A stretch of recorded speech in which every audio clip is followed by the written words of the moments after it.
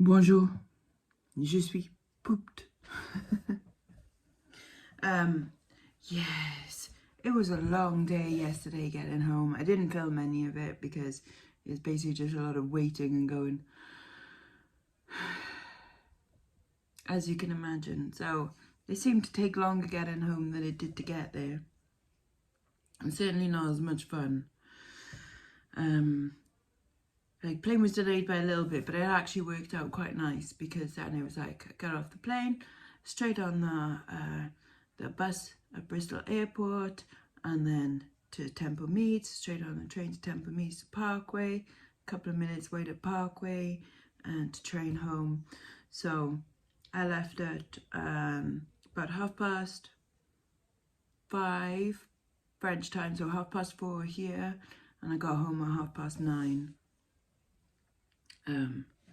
I mean, that's when the plane was taking off. I mean, obviously I had to get to the airport and things like that first, so it was probably a good like 7 hours of not fun.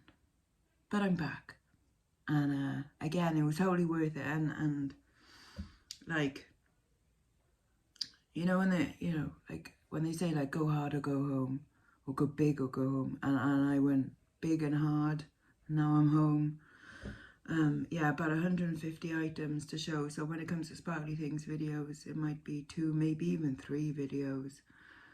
And it's like, honestly, like there's some stuff I'm just like, wow. Beautiful. Beautiful. So that will be fun. In the meantime, however, obviously, I have got to do my eBay orders and my Etsy orders because life continues, you know, as it does, and gotta get on with that. So I've got 42 orders on eBay, some of them multiples, and then I think 4 orders on Etsy. Some emails to reply to. Again, apologies for not replying to any emails. You know what I'm like when I'm doing something, it's like my brain doesn't work in 2 places. So I can't be buying things or like traveling or whatever and reply to emails. Like, I've got to be in different zones. I know it sounds strange, especially to people who are like really good at multitasking or have ADHD and things and are just, 17 jobs on the go at once. Like, I just can't. Yes. Oh, and I've also got a copy of Mum's book to send out. So thank you very much for purchasing that. If anybody else would like to purchase, the link is below. And Mum was very chuffed with all the lovely comments that were left on the video the other day when she did her reading. So there will be more, don't worry. In fact, while I go and get these orders, why don't we go next door to Mum and have a little bit more of Mumvent? Right, Mother? Am I on? You are! Oh, goody! Right, welcome to another session of Listen with Mummy. This time I thought we'd start from the beginning. Start from the beginning. Very first way to start. Right, so this is chapter 1 of One for Sorrow. It's set in York and it's around 1820. So nobody will remember. So it's all right, I can say anything because nobody remembers. Okay, chapter 1, Annie Rowan. Oh, Tilda wants to be in. Yeah. Both the Tims glared down at the new scullery maid. And when they's done in here, they can swill out privy.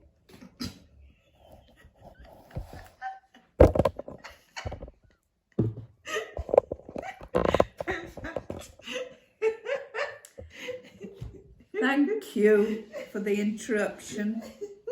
Right. Shall we start again? Right. Both the Tims glared down at the new scullery maid. And when they's done in here, they can swill out privy. The girl sighed and took up the pail. Yes, mistress. And when they's finished that, there's backstairs to scrub.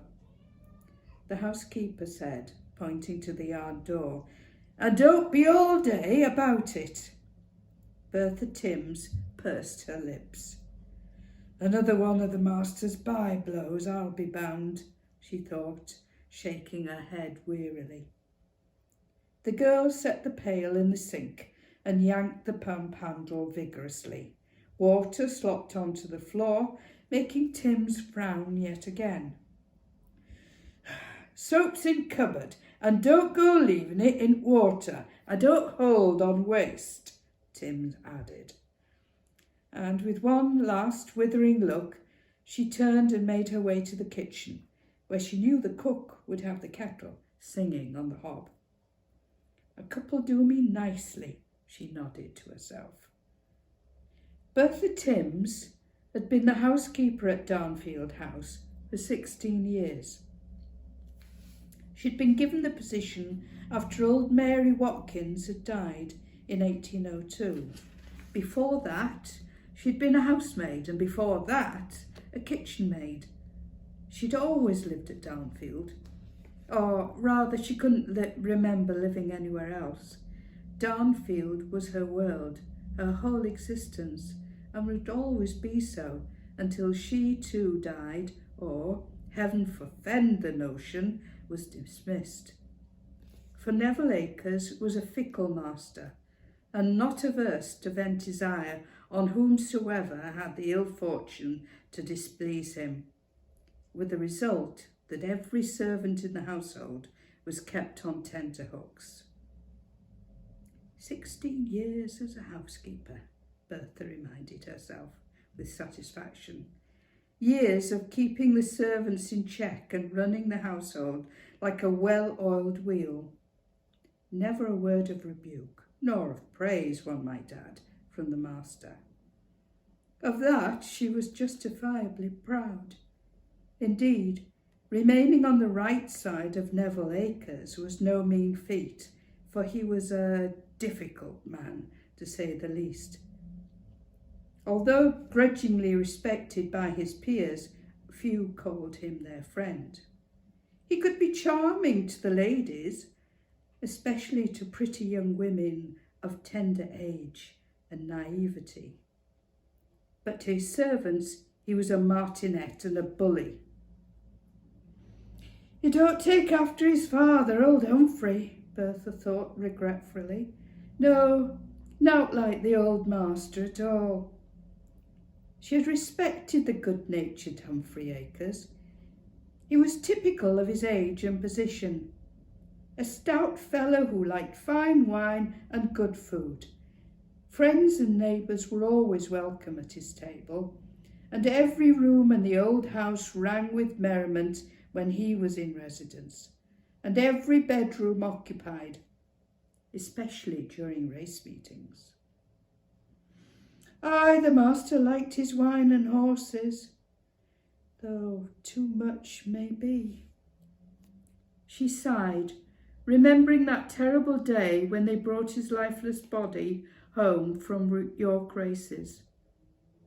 Joe Booth, the master's manservant, had stood ashen-faced in the servants' hall, tasked with relating the events of that fateful July afternoon. It seemed that, buoyed up by his good fortune that meeting and a copious quantity of wine, old Humphrey had wagered all his gains on a bay mare by the name of Fair Mary. It was the last day of the race, and the stand was full, all eyes fixed on the course. The race went as expected, with Fair Mary a full length ahead at the run-in to the winning post. Yet, barely a furlong from the post, Fair Mary stumbled, and a grey by the name of Parsons Folly took the lead. But although the bay mare recovered, it was too late, and the grey won by a neck. The crowd roared with dismay. At the front of the stand, Humphrey grasped the rail, his face flushed and shaking with disbelief, for not only had he lost his winnings for that day, but for those of the entire meeting. Humphrey Acres staggered, then fell to the ground, clutching his chest, and was dead before the crowd had ceased braying. Bertha Timms continued her way down the stone-flagged passage to the kitchen, shaking her head at the memory. Shame he went so sudden like. That old fellow were a good master. She clicked her son. A finer one than his son, that's for sure. Sadly, life in Downfield had never been the same since old Humphrey had gone. Oh well, Bertha sighed. Tea, that's what I need. Good, strong cup of tea. Right, welcome back. Christmassy, huh? Okay, let's get on with it. This is what's going out. I think this is maybe Avon, I can't remember, but it's a multi-chain bracelet. It's been on my store for quite a while, so that's over £3.19. It's rather groovy, like a domed plastic ring. Kind of looks a bit like opal in there, like confetti. That went for £7.19. A Terrabaum Irish pottery, little dish and 2 egg cups. And I'm not showing it very well there. It's not that exciting one, but £8.50. You should have gone for more, but I want to kickstart the sales again. This old phone of my mum's that she's never used. She opened it, never used it. That went for £12. Then these ethnic beaded earrings, £6.99 for those. A 4 kilogram job lot of broken costume jewellery, £17. And then 2 lots of 2 kilogram costume jewellery, so not broken stuff, $39.98 because they're going to the same person. A pair of irregular choice boots. These were mine. They are the kitty boot ones that I have worn a few times, but not many. But they're cute because they've got cats on them. But you know, I probably won't wear them again, so get rid. They sold for £45. Some Yves Rocher, 2 lip balms, £12.99 including post. There's really cute. See, it's a French designer, but I couldn't quite make out who. And then I think I might have bought something by the same designer this weekend. Can't remember. Anyways, so I think there's a Venturine and rose quartz little bracelet in there. That went for £7.19. This little green apple pendant necklace went for £8.99. This cute little wooden flower beaded bracelet, £5.59. This Guess lipstick charm with hearts and things, £8.50. Pair of uranium glass little stubby candlestick holders, £20. Some etched copper earrings, £3.19. Again, they've been on my store for a while. So was this little rhinestone brooch, £3.19. This chunky kind of industrial looking disc necklace, £8 for that one. These abalone teardrop earrings, £4.79. This the company's called B1 or Bin 1, but just a set of, is it 3 or 4 rubber bracelets? Very strange, but they sold for £4.50. This monsoon new with tags necklace, £10.39. It's pretty, like sparkly one, very sparkly. Yeah, £10.39 for that one. These gorgeous vintage iris foiled glass dangly earrings, £8.99. Tweed perfumed soap set. It's nice. £12.79 for those. £12 for this little horoscope charm neck bracelet. They've also bought these tabby cat earrings, but I'm just waiting for payment on the earrings. They paid for one, they haven't paid for the other one just yet. £11.99 for this Queen Victoria coin bracelet. Les Nereides, very gothic, Victorian gothic kind of. It's meant to be, you know, like the asymmetric kind of look. But yeah, Les Nereides necklace. I've only seen one Les Nereides store, and that was in Paris. Haven't seen one anywhere else. I've seen them in department stores and stuff. This lace flower brooch in box, That went for £8. A cloisonné enamel brooch, £4.99. A Christian Lacroix, but it's is it X, like cross for Christian Lacroix, so it's like the, or CXL. So it's like the more high street kind of brand, more accessible brand. That went for £20. That was mine. I was going to use it, and then I was like, I haven't used it. I think I bought it for £7 or £8, something like that. But I never used it, so I might as well pass it on for someone who likes Christian Lacroix. This Limoges style, you see the coating couple. It's a very later Limoges style. I will talk about Limoges more in a sparkly things video. But yeah, £7 for that. That's made in the 70s by Exquisite. How cool that apple has sold. I love this little wood turned apple. I think it's very cute. And that went for £19.99. A little hair bastard has sold. I'm kind of getting into hair bastards now. Hair bastards and marbles. That's my next thing. See, I'm not niche. I don't just do jewellery. I do hair things and glass things sometimes. Anyway, that one sold for £6. The rather funky, colourful plastic necklace sold for £12. Margaret has bought a whole bunch of things. All of these things, £38. She's got a lovely mixture of stuff, including some beautiful like Murano. Sorry, that's Steve doing merino. Cough has come again, isn't it? 1 second. So yes, they've got a whole bunch of stuff. Some Monet, some West German glass, all beautiful things. £38. Don't forget, if you do want multiple things from my shop and you're in the UK, I will combine shipping for you. Vintage Modernist, very odd wooden brooch, £5.99. Ah, bought from Leon last time.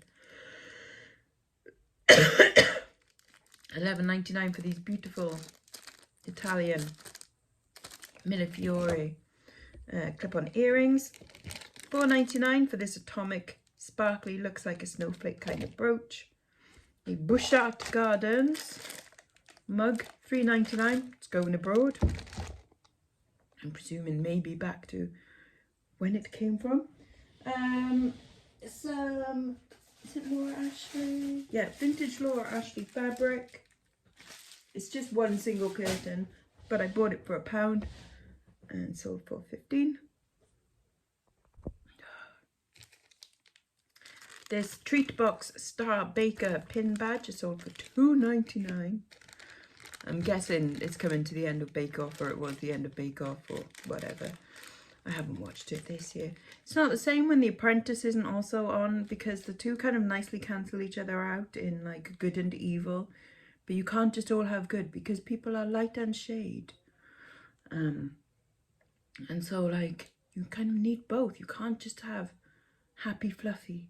You also have dark and evil. People are both things.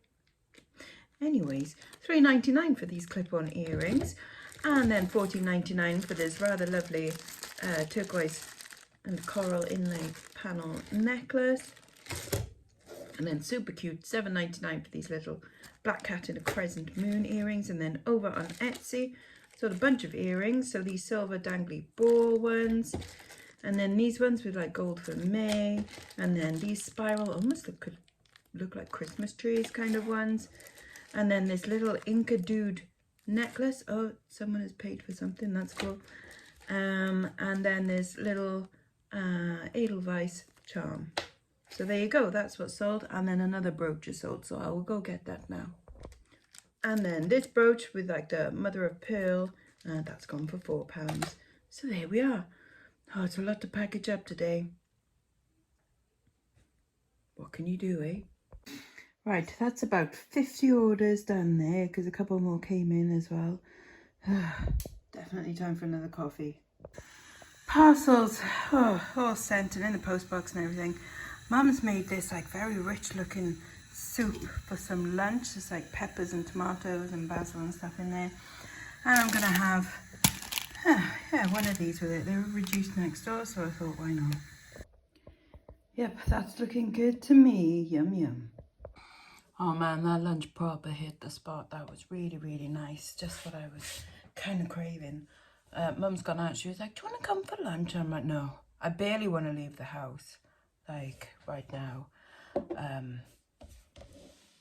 Just you know, because I want to lie down and watch some films and, like, could pretty much do nothing. And maybe look at all my gorgeous things from France again and remind myself of everything that I bought. So I think that might be the plan. I'm gonna get a drink. I bought a bottle of Pepsi Max. I'm gonna take that. I'm gonna lie down on my bed with the cats and all of the pretty things, and I'm gonna choose a nice film to watch. Maybe something Christmassy like Alien, because it is a Christmas film. Yeah, I don't know, and just chill, because I think I need to chill. As much as I absolutely do love, like, the going shopping, like, honestly, I know it's a fake high, it's a serotonin high of, like, buying all this stuff, and then you get, like, another little hit, like, when you go through it again and when you research stuff, and then another little hit when you show it to someone else and they're like, oh yeah, that's really nice, and then, like, another hit when, you know, someone goes like, I would like to have that one. And yeah, it's the gift that keeps on giving, except I paid for it. I did spend quite a bit of money. Quite a bit. Like, is it double what I spent last time and probably triple what I spent the first time in Lyon? But I went with a list this time, see, a list of the kind of things that I was looking out for. And other than a few things, I'm like, yeah, I've done good. And there's some names in there, and I mean, there's like, still no Rousselet though. I thought I might have, like, had something, and then I put it on a forum, and they were like, oh no, I don't think it is. I think it might be this other maker, and I'm like, oh. But never mind. So close. It's okay. But yeah, that's going to be my plan now. I'm going to go and chill for a bit. You're welcome to come and join me. I mean, it might be a little bit of a squeeze on my bed, all of you, but, you know, the offer is there. Well, I have no idea where Tilda might be. Who that? That you? Hi. Hello. You alright, silly girl? Are you nice and warm there? Yeah, you do. Can you get the arrow, kitten?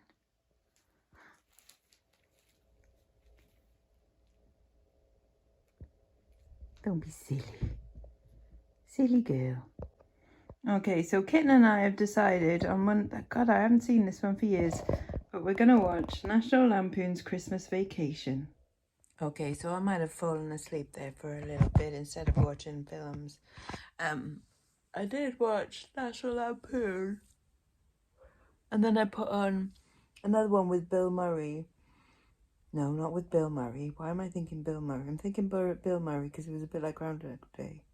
Kelsey Grammer, and it was called 12 Days or something. And I fell asleep and I woke up and I fell asleep during it. But anyway, I think I needed that nap. Oofed, cracking dinner grommet. Yeah, Mum's made some sausages, cabbage, and sweet and regular mashed potato with onion gravy. None of that French foreign muck. Right, now we're definitely going to watch Alien. Susan Willis, no. Prometheus is her favourite Alien film, but, you know, it's not Christmassy. I'm going to watch this now. And that is it from me and Naughty Pussycats for today. You're not meant to be on there, but okay. She's just going to lie on top of the jewellery now. Silly girl. Anyways, yeah, I don't know what I'm going to be up to tomorrow.